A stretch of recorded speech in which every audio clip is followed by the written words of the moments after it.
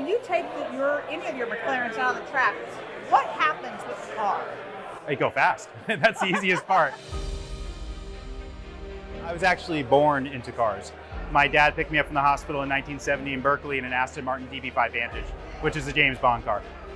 My first car was a Bass Boat Blue Carmen Ghia convertible. I lived in Florida, I would throw my surfboard in it. It looked good on the outside, it was a wreck on the inside, but it was a good first car.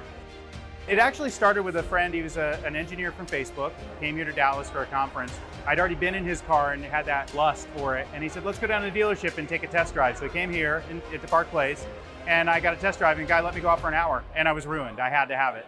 So I started out with a 12C and went on and on and on, got lots of McLarens after that. The cars are amazing, that goes without saying, but it actually tracks back to not just having amazing cars, because other manufacturers have great cars, but McLaren itself is a family. They're approachable and accessible, and I challenge you to do that with any other car brand. Not like you can with McLaren. That fabric is what makes it so special.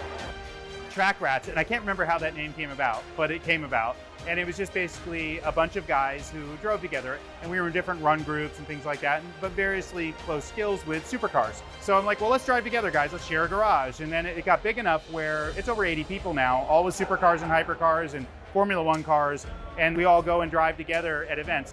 It's amazing, the machine on the track, the way it works, how approachable it is at the same time though. So it's forgiving to a gentleman driver like me because I'm not a professional, I'm just a guy having fun with my friends.